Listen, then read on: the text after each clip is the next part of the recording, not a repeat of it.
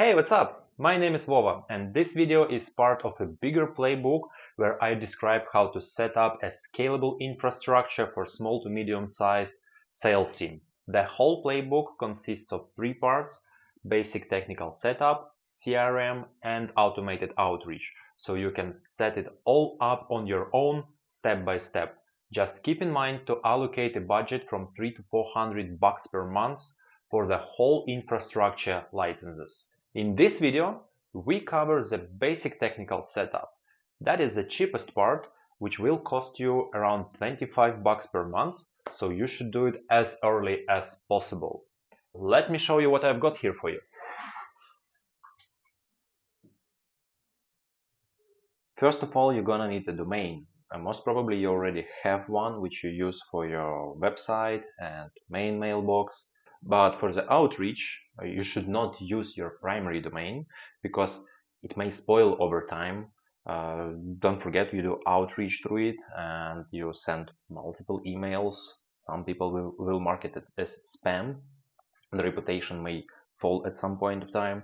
And yeah, overall, usually those domains live 1-2 years and then you have to replace it, which is not a big deal because the domain itself costs like $15 per year, so it's not such a high expense. There is countless amount of domain providers. I personally prefer Namecheap. Before I was also using GoDaddy and Ionos, but as I told, from many of those providers, and if you already have a domain, you can just buy another one from the same provider, because then you will have both of them in one place. In this video I will show you everything on Namecheap, and I believe in your domain provider it will be 90% similar. So first of all, we should find the domain. Let's take for example my business BPA Pro, and my main domain is bpa.pro, which I should not use. So let's see, maybe let's just make it sound similar, bpapro.net. By the way, speaking about that part, it's called top level domain. Here you should go for something generic, general, like .net, .com, .co, .org. Please don't go for something specific. For example, with bpa.pro, I had difficulties that it was landing in spam quite much, partly just because the top level domain was quite unusual, and it took a while to gain the reputation for my mailbox and ensure that it doesn't land in spam. So for you, as we are registering here just a temporary domain that will be used for outreach, why should you put another extra obstacle on your way, right? So just go for .com, .net, and don't go for expensive domain. Really, the basic price is $7.5. $10 is also fine. I would say you shouldn't spend on it more than $15 per year. I will go for bpapro.com, and we will not spend the time on the checkout process, so we skip straight to the moment when we already have a domain. So as you can see, I've got my domain here already. So this is my main domain, and this is the domain that I'm gonna use for outreach. And the next step is to set up a mailbox. For the mailbox, you could also go for any possible provider. Just make sure it's not expensive. Usually you can cover it within $1-2 per month. And there is only one important criteria. It must support DKIM, D-K-I-M. Let me show you what it is. It's just a method of email authentication. Here, I suppose there is no need to go deeply into technical details. Just make sure it is there, and in future steps, when we will talk about DNS, I will show you how to set it up. It's just a thing that you set up once and then it's working. And it's crucial to have a proper reputation for your domain and mailbox. I've got mailbox also from Namecheap, just because I like to have everything in one place. Let me show you what they offer. Without discount, for $6 per month you can have 5 mailboxes. In my case, I do not need that many. For me, one mailbox would be sufficient. So I go for that option. We don't need a new domain, we already have one. We use a domain we owe. Should just pick for which domain we create the mailbox, so it will be automatically connected. And even if you have bought domain from one provider and get the mailbox from another provider, it's not an issue. You can still connect them. It will be just a couple more rows to add for the DNS settings, and I will show you how to do it too. So let's skip the checkout process, straight to the next hot topic. And now it's time for more technical part, which is DNS record setup. For that we will need some record check service. I'm used to MX Toolbox, so I will use that one, but as you see, there's plenty of providers doing that, and you can just pick anyone you like. So that tool will help us to test our DNS settings. First of all, we should ensure that our mailbox is properly connected to the domain. If you got a mailbox from the same provider as your domain, you can easily connect it on the website, on the dashboard that your provider gives you. In most cases, it is already described somewhere online how to connect it. For Namecheap, let me show you how it looks. For me, I have two domains. First is the main one, which is connected to Gmail. We go for advanced DNS, and here below you have a section to configure your mailbox. So here you see I have one connected to Gmail. Usually the process of connection is quite straightforward, so we will not look into it into many details. Also, you can have it as a private mail if you bought your mailbox from Namecheap, like I did it in my outreach domain. So you see this one is connected to private email. If you have it somewhere else, you should just pick a custom MX and this information you could get from your mailbox provider. Maybe they show it to you on some of their dashboard. In the worst case, you can just Google for it. Let's assume we have our domain from our mailbox on Gmail, so Gmail MX DNS record. Usually it's very easy to find.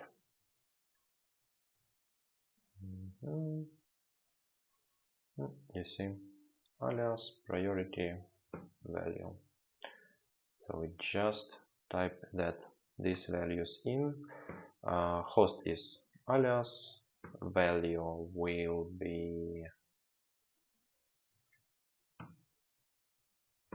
the address where to connect to email server, and priority was 1. We're gonna just hit the save button, wait for like half an hour, because it takes for domain records to propagate.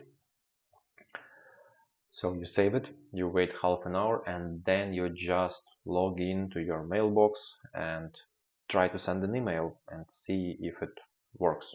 I mean, if it can send emails and if it can receive emails. If it works well in both directions, then it's fine. It means your configuration is correct and your mailbox works. Even if the mail lands in spam, it's not a problem. There is a different reason for it, and we will resolve it also in scope of this video. It may happen that you will get some difficulties here because we are deeply into technical stuff right now, and in that case I would recommend you to use some of tools like that.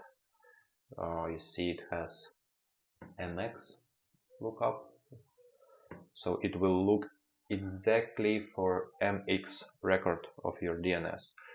It will check it what it looks like from the internet, from the outside of your dashboard.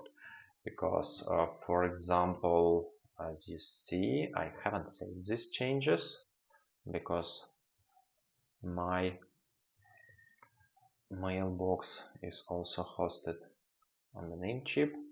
You see, we use private mail for it, and in the records I don't have any MX record. It means that Namecheap just adds it under the hood. So, and with this MX lookup tool, we can just easily check what my MX record looks like. That tool will help you debug your DNS records, and in this way you should be able to resolve any technical troubles if you get some. If it still doesn't help, I would recommend to ask ChatGPT for some more extensive support. And if you are really stuck with it, just find me on LinkedIn and drop me a message. I will help you. Okay, so now we have our mailbox connected to our domain. It can send emails, it can receive emails. And now we should take care of other DNS records that will make our domain look right and safe. And besides, it will help to ensure that nobody is using your domain for sending mails. For that, we need three basic settings: SPF, KIM, and DMARC. You can use any DNS lookup tool to test those settings. Personally, I prefer to use GlockApps because here you can diagnose and test those settings for you, and besides it will collect the DMARC analytics, which can be very useful if you have multiple domains and mailboxes and something starts to go wrong. Maybe somebody is trying to steal your domain or pretend to be you. This DMARC analytics will help you to investigate it. I will not explain it in much details. What I can say is you better start collecting it as early as possible, so if shit happens, then you will have some data to analyze and figure out what exactly goes wrong and fix it. Okay, let's make sure that our DNS is set up correctly. Here we should provide a domain name.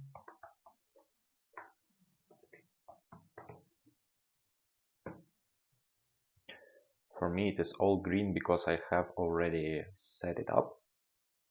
If you haven't, then it will be just red. And in that case you just have to figure out what is your SPF record should look like. Usually you can also get this information somewhere on the dashboard of your mailbox provider or online, or you could just ask support of your mailbox provider. Basically here you just specify from which server the mails will be sent. In my case I do not have this record because I have mailbox provided by the name chip.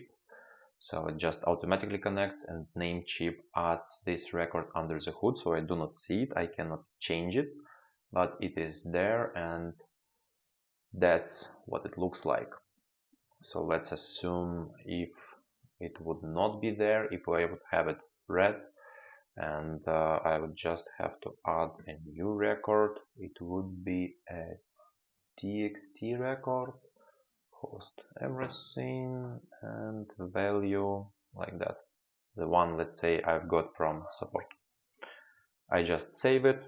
Again, wait for some minutes at least, but it may take even up to 2 days to actualize this record. So in that case, if you provided all the DNS records and you try to test them using different tools and it doesn't work, maybe you should just wait a day or two until those records propagate and they get visible for the servers. So SPF we have provided, it is correct. Next we look at DMARC.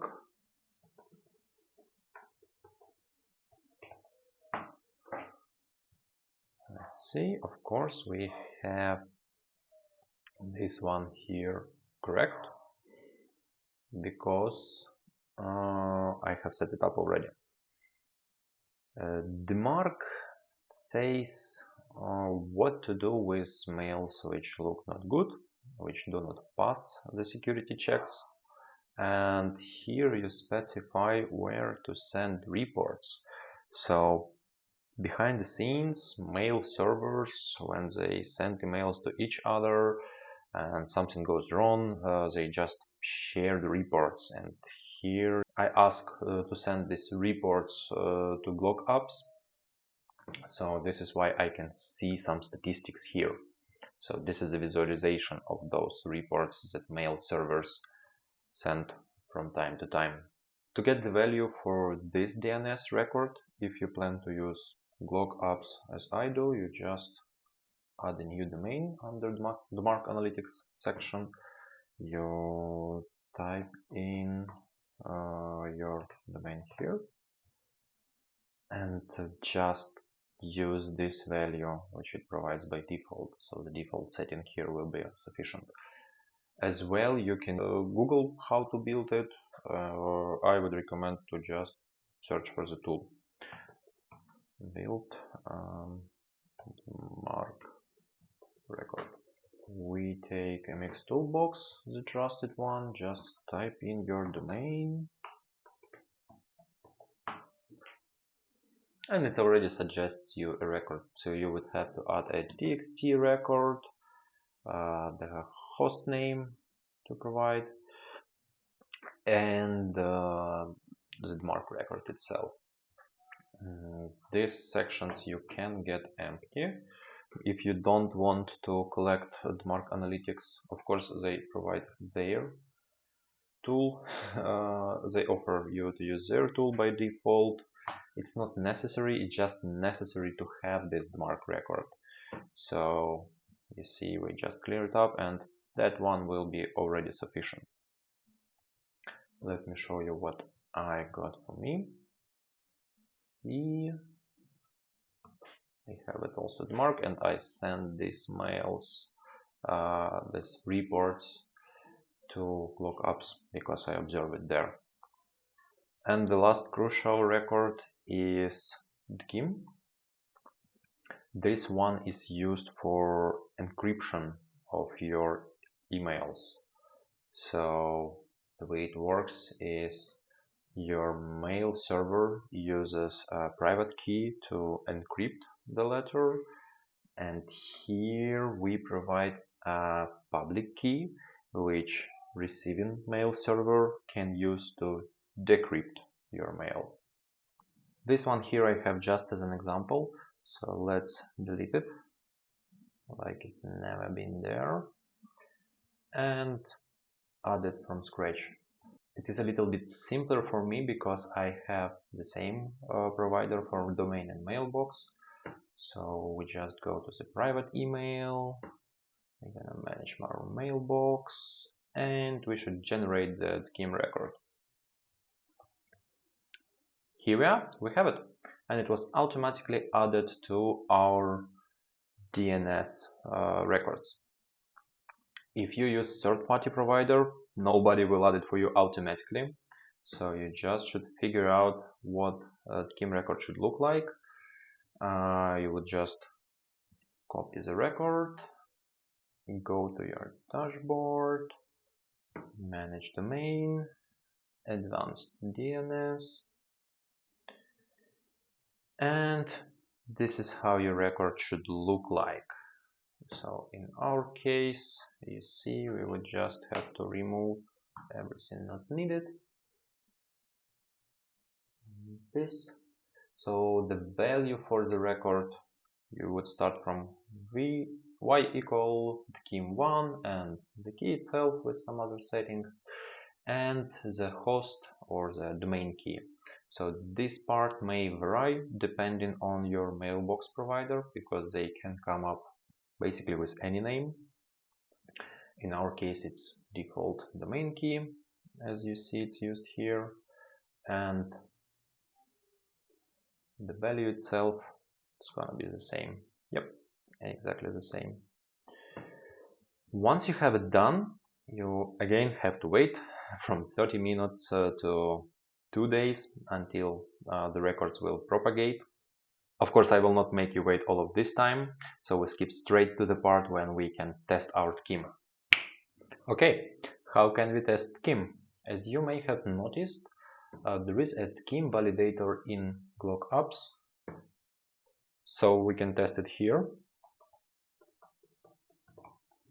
We also should provide a selector. As I mentioned before, every mail server may have their own. In our case, it's default. Now we can see that we have a Kim record, which is already good. It is much better than no Kim record at all.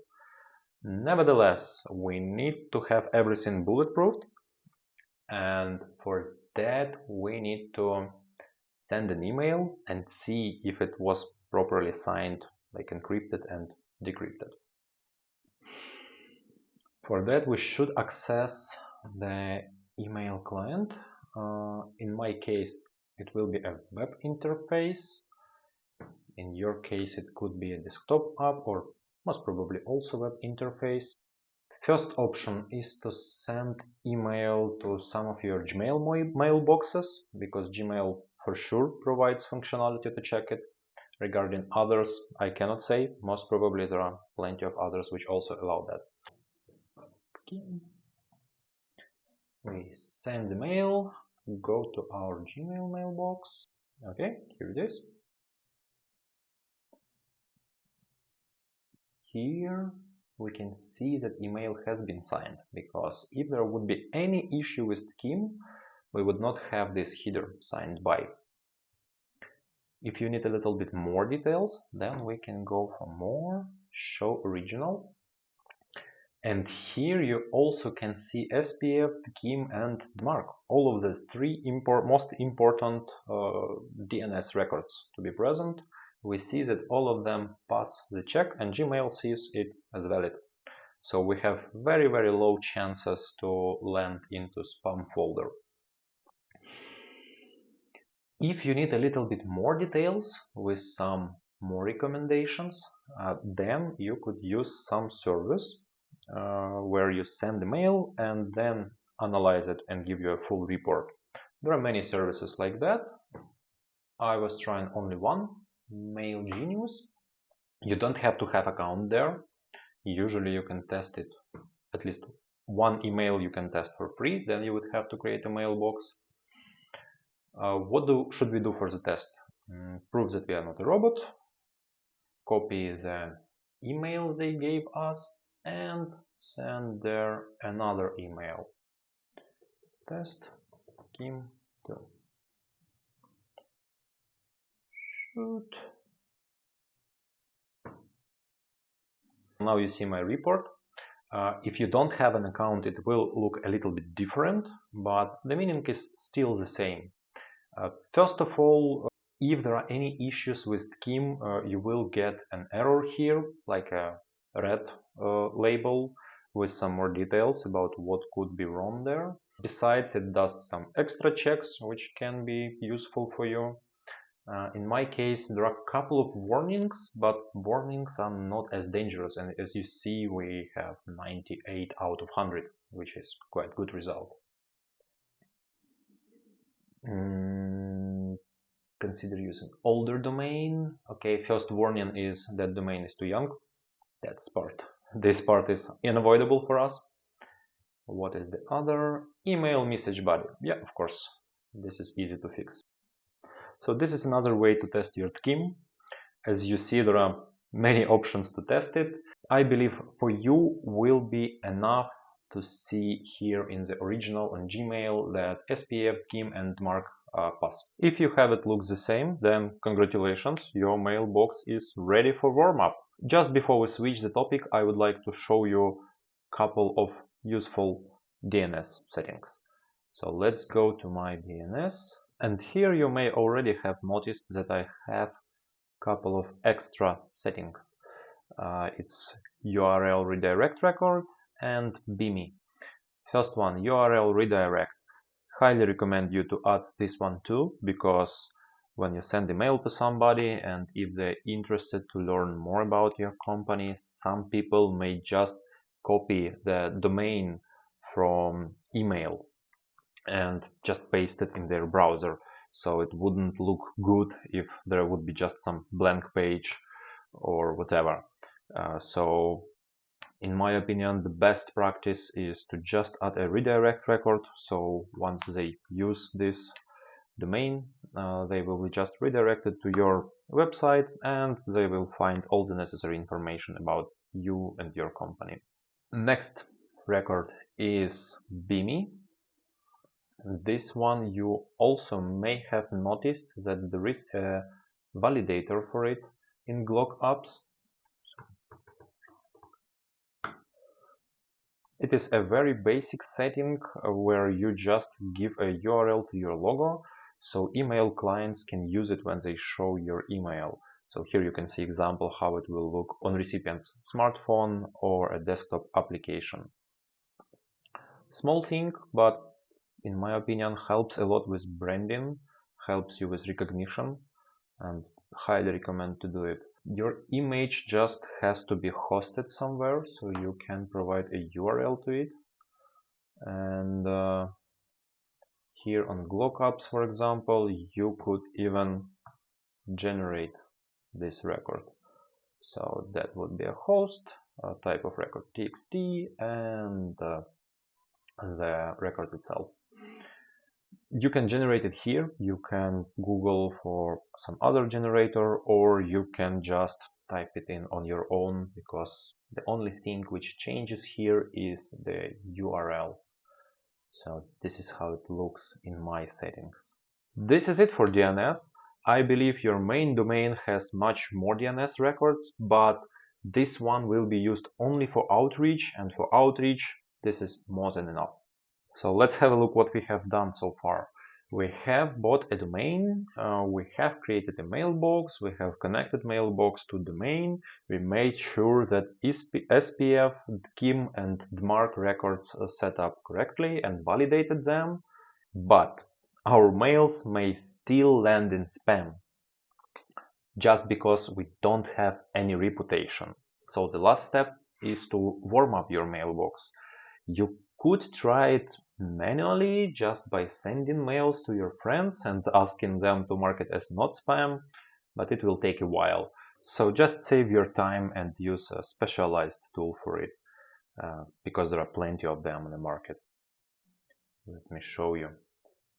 We can just Google for it and you already get plenty of them. Personally, I used two different tools. First one is Boxword, because it's cost efficient, just 100 mails per day for $9. And second is Warm-Up Inbox, 75 emails for $15. But this one I like more because of more sophisticated user interface. In case of need, you can even combine them. I had such case once when I needed much more volume. So I just had a warm-up inbox and added Boxword on top until the reputation is fixed, and then just switched it off and stayed on warm-up inbox. For our example, we're gonna use warm-up inbox. If you use any other tool, it will not be an issue for you because the setup process will be more or less the same. You just should connect your mailbox and configure the pace of the warm-up.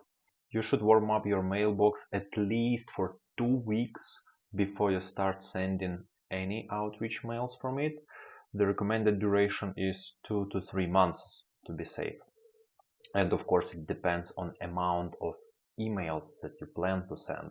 So for example, for me, I was never sending more than 100 mails per day. And for that, you can really sufficiently warm up the inbox within a couple of weeks and then just start sending slowly the outreach emails. And yeah, your outreach emails becoming a part of the warm-up, let's say it like this. And if you plan to send thousands of mails per day, then you should definitely allocate 2 to 3 months just for the warm-up.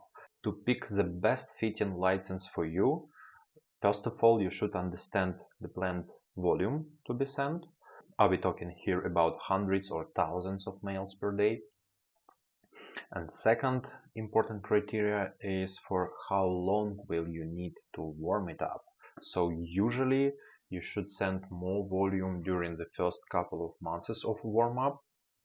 Once it's done, you can reduce amount of warm-up mails a little bit, but the warm-up is a continuous process, so you have to maintain it as long as you use this mailbox for the outreach. Before you buy the yearly license for warm-up inbox, just keep in mind that in the next videos we will set up an automated outreach using Lemlist, and for example they provide a free license for Lemborn because this is their tool. So it doesn't make sense to buy a yearly license for warm-up inbox. So what I usually do, I just buy a monthly license for months or two.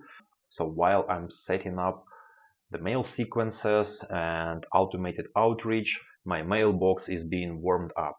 And once it's done and I start paying for the outreach tool, they may give me free warm-up.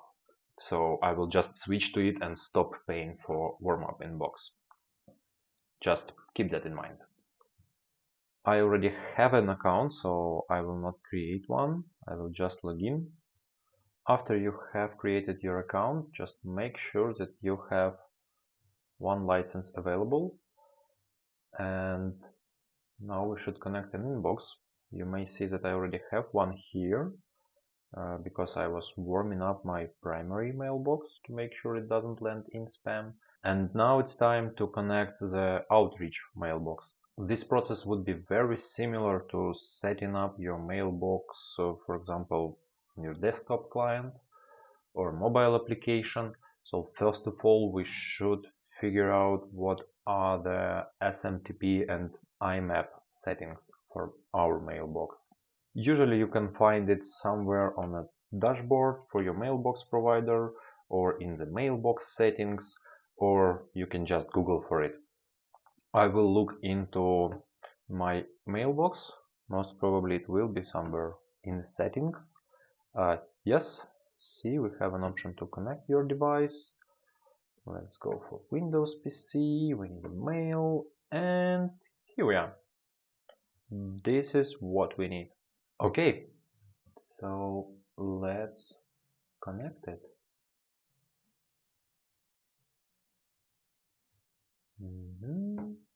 Add inbox.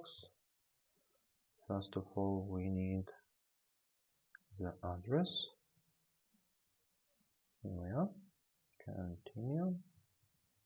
Now it needs the password. This is the password from your mailbox.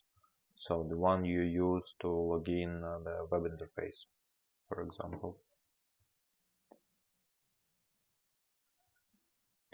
First name, last name is needed to generate emails. I mean content for the emails itself, like greetings, signature. So just provide it as it is.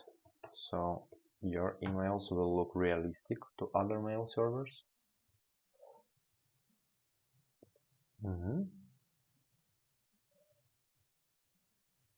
Oh, so in my case, it just recognized this SMTP and my IMAP settings automatically.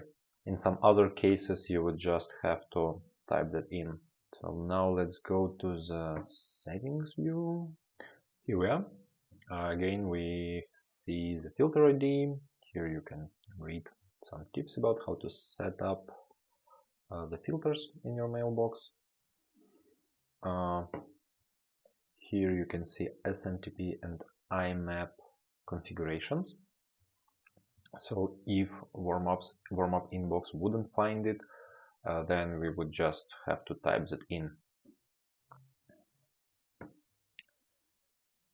Here you can do some tweaks about content. It may be useful in some cases. For me, there was never such need. For me, it was always just about generating some volume of the mail sent, so I didn't need any fancy features or templates or whatever.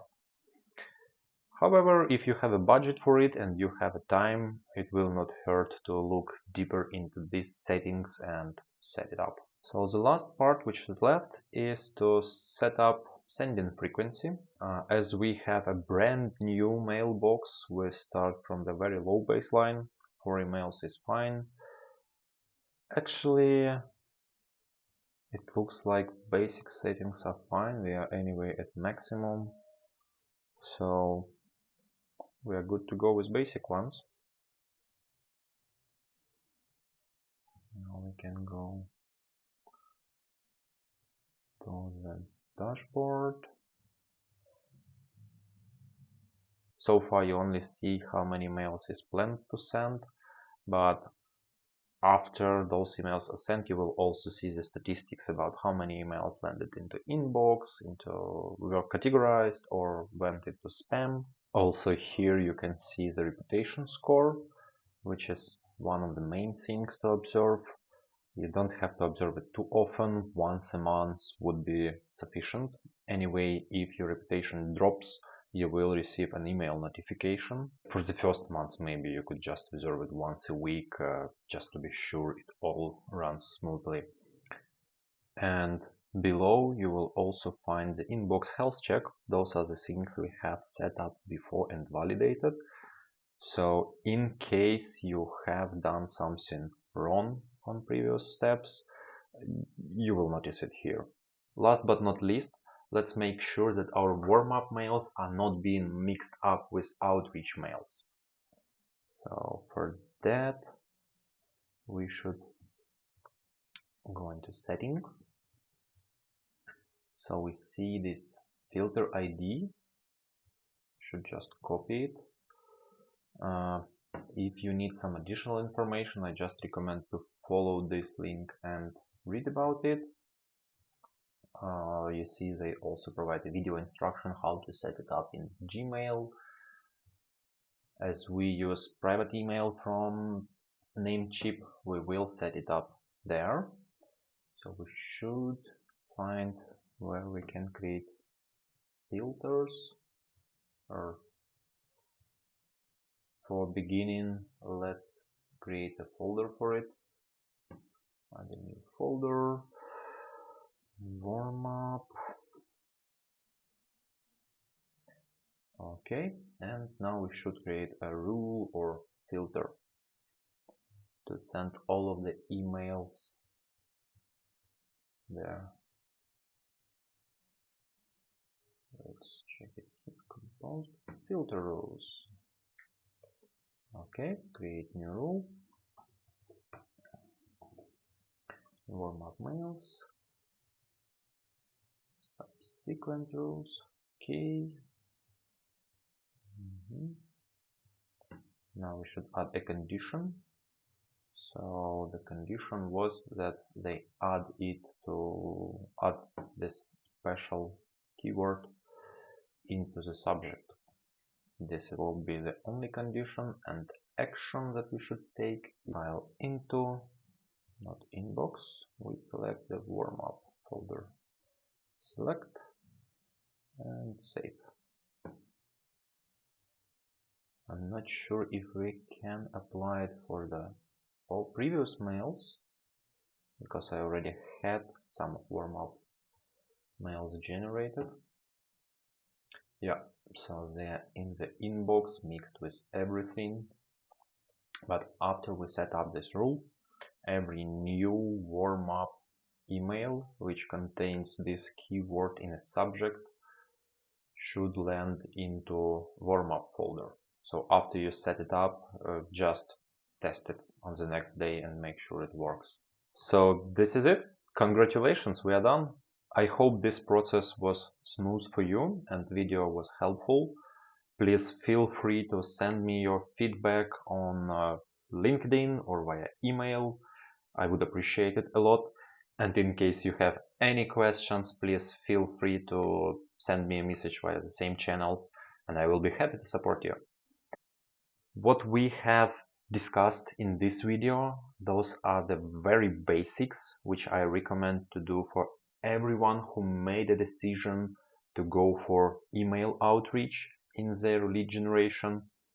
And the best case scenario would be, once you made the decision, set up these basics, let it warm up for a month or two while you are doing the market research, defining your target audience, defining your communication language, writing sequences, and set up automated campaign, which, by the way, will be covered in one of my next videos. So hope to see you soon and take care.